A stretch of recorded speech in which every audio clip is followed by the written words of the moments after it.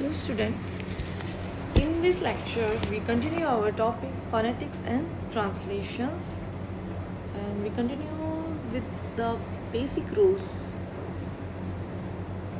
we left in our yesterday's class. Let's begin. This is a phonetics transcription and we drop it here. There is a rule that is, in a word, if two vowels are together and give out sounds either of diphthong or individual vowel. What is diphthong? Diphthong means double जो vowel sounds आते हैं, वो जो हमने starting introductory जो class था उसमें पढ़ा था. Then double symbols of the sounds they represent will be written. That means किसी भी वर्ड में अगर टू वॉवल्स आते हैं और वो दोनों क्या है, out of give the sounds, वो साउंड दे रहे हैं, इधर आप तो डिप्थॉम का दे रहे हैं या इंडिविजुअल वॉवल यानी अलग अलग वॉवल का साउंड दे रहे हैं, तो उसमें सिम्बल्स भी क्या है, दो ही लिखे जाएंगे, राइट. डबल सिम्बल्स लिखे जाएंगे. जैसे देखते हैं इसमें एग्जाम्पल से, एक वर्ड लेते हैं उससे समझते हैं. नियर. नियर को हम ट्रांसक्रिप्ट करेंगे तो कैसे करेंगे. एन का साउंड आ रहा है, नियर, न, नी, आई, अ, नियर, राइट. अब इसमें जो ये है, तो ये जो वॉवल आ रहा है ई और ए, इसको हमने यहाँ पे देखो ये दोनों सिंबल में आ गया है. एक और वर्ड से समझते इसको, पुअर, पै का साउंड है, यू का साउंड है, देन ए का साउंड है. अब इसमें दो वॉवल आ रहे हैं तो यहाँ पे भी दो सिंबल्स आएंगे वॉवल के. इसी तरह से एक और एग्जांपल है बॉय. बॉय, बॉय में दो बॉय, तो ये वाई, इसको मत देखो वाई, हमेशा फोनेटिक्स में वर्ड को नहीं देखना है, उसका जो प्रोनाउंसिएशन है वो उस पर फोकस करना है. तो होता क्या है, बॉय, बॉय, तो बॉय यानी आई का साउंड आ रहा है लास्ट में, तो वो क्या वॉवल है, तो ये वॉवल है यहाँ पे, इसलिए ये बॉय होगा. नेक्स्ट है नाउ. ना, ए का sound, A and you, now. Now में भी दो वॉवल आ रहे हैं, इसलिए हमने यहाँ पे दो वॉवल लिख दिए हैं. नेक्स्ट रूल है, ए मोनोसिलेबिक ऑफ लेटर ओ और ओ ए ऑफन रिप्रेजेंट द सिम्बल्स. यानी एक मोनोसिलेबिक का मतलब क्या हो जाएगा, मोनो मतलब सिंगल यानी एक स्वर का, यानी जो मोनोसिलेबिक जो साउंड्स वाले जो वर्ड हैं जिनमें ओ या ओ और ए हो, तो वो हमेशा यानी ऑफर यानी अक्सर क्या साउंड देते हैं, वो सिंबल में क्या साउंड देंगे, ये देंगे ए का उल्टा ई वाला एंड यू का, ये साउंड देंगे. जैसे कुछ में देंगे, जैसे हम उसको एग्जांपल समझ लेते हैं. होम जो वर्ड है इसका प्रोनाउंसिएशन क्या होगा, होम, ह अ ओ म, हाउ, ये इसका प्रोनाउंसिएशन होगा. तो ओ साउंड आ रहा है इसमें और इस तरह से ये होम, यानी ये वाला डिप्थॉम जो है उसका यूज़ होगा. इसी तरह से जो क्लोज जो वर्ड है इसको हम क्या बोलेंगे, क्लोज. राइट प्रोनाउंसिएशन का क्लोज होगा, के एल से ले, A U, close, right. Then next word है रॉट. राउट, इसका राइट प्रोनाउंसिएशन होगा राउट.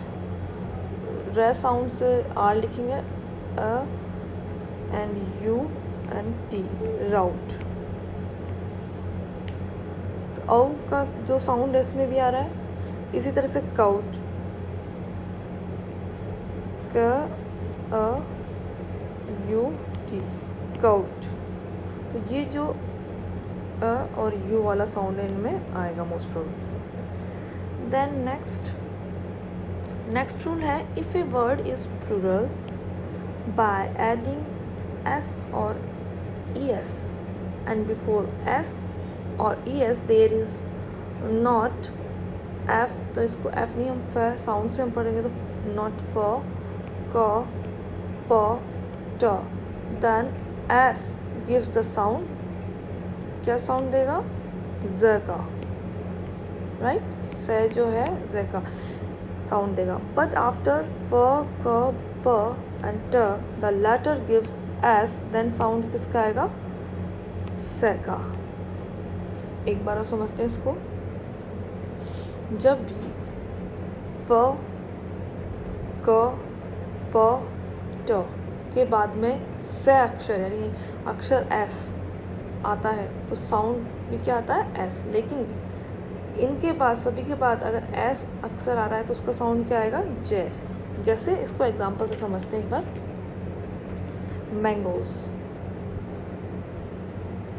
मैंगोज का ट्रांसक्रिप्शन करते हैं पहले। मैंगोज, ए का साउंड ज़्यादा आ रहा है, मैंगोज। अंग का साउंड आ रहा है यहाँ पे, तो ये अंग लिख दिया हमने। एंड ग, फिर ये ए, फिर ये यू, देन ज। अब इसमें जो साउंड है वो क्या आएगा, ज वाला साउंड आ रहा है। एक और एग्जांपल लेते हैं, फेट्स में एफ, फेट्स, राइट। अब इसमें जो है टी के बाद में किसका साउंड आ रहा है, से का, इसलिए ये फेट्स हो गया। एक और एग्जांपल देते हैं, टैक्स, TAG,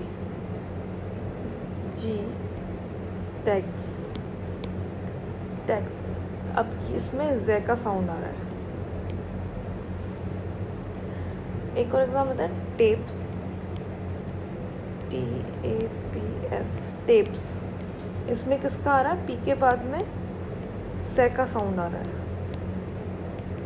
यानी मैंगोज में जे का साउंड आ रहा था इसलिए जे लिखा है, एंड फेट्स में से का साउंड आ रहा था इसलिए हमने टी के बाद में से यानी एस जो वर्ड है उसको लिखा है। फिर है टेक्स में जे का साउंड आ रहा था इसलिए हमने जेड सिलेबल को लिखा है इसमें। नेक्स्ट रूल है, if a verb ends in ED and it preceded by the same or different double letters which give one sound jointly and ed is changed into t. That means यदि किसी भी verb में ed से पहले दो एक जैसे अक्षर या दो अलग अलग अक्षर मिलकर एक ही प्रकार का क्या दे रहे हैं, साउंड दे रहे हैं, जॉइंट साउंड दे रहे हैं, तो ed का साउंड किस में चेंज हो जाएगा, टी में। ईडी किस में चेंज हो जाएगा, टी में। दैट में ईडी को ट में हम चेंज करेंगे। जैसे एक वर्ड है पोस्ट, तो इसको हम ट्रांसक्रिप्ट करेंगे तो प उ से का साउंड एंड देन ट। तो जो ईडी है ये किस में चेंज होगा, ट में, राइट। पैकेट,